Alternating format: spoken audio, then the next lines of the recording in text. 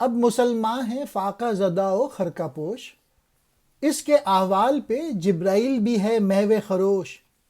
آ کے ہم ایک نئی ملت کی بنا ڈالیں یہاں، کہ یہ ملت ہوئی دنیا کے لیے بار دوش۔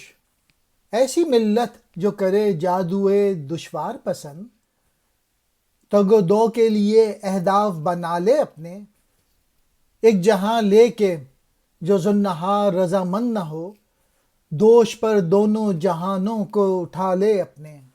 لا الہ ذکر و عمل کار ہے جس کا معیار، سینہ شب میں جگائے جو سحر کے انوار۔ جس کی زد میں ہو وہ سورج کے ہٹائے راہ سے، کر کے جاروب کشی کا بخشاؤں کا غبار۔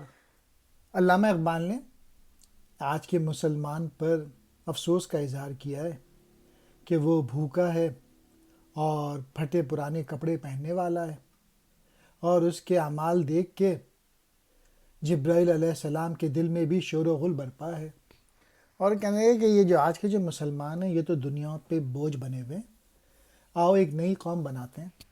بار دوش یعنی کاندھوں پر بوجھ بنے ہوئے، ایسی قوم بناتے ہیں جس کے سامنے کوئی مقصد ہو، جو کہ تکلیفوں سے خوشی حاصل کرے، کیونکہ آج کے مسلمان جو ہیں وہ ان کے سامنے مقصد نہیں ہے اور تکلیف نہیں اٹھا رہے، مشکلات سے بھاگ رہے ہیں۔ اور ایسی قوم بناتے ہیں جو کہ صرف ایک دنیا پہ رضامند نہ ہو بلکہ دونوں جہانوں کا بوجھ اٹھائے، یعنی وہ ایسے کام کرے کہ اللہ دنیا میں بھی سرخرو فرمائے اور آخرت میں بھی۔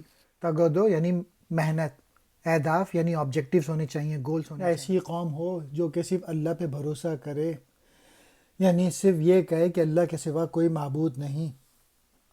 ایسی قوم ہو جو کہ تاریکی دور کرے دنیا کی، ظلم دور کرے دنیا سے۔ ایسی قوم بنائیں جس کی منزل کو سورج پہچانتا ہے، کیونکہ کہکشاں کی ریت اس کے راستے سے صاف ہو جاتی ہے، یعنی راستے کی رکاوٹیں، مشکلات دور ہو جاتی ہیں۔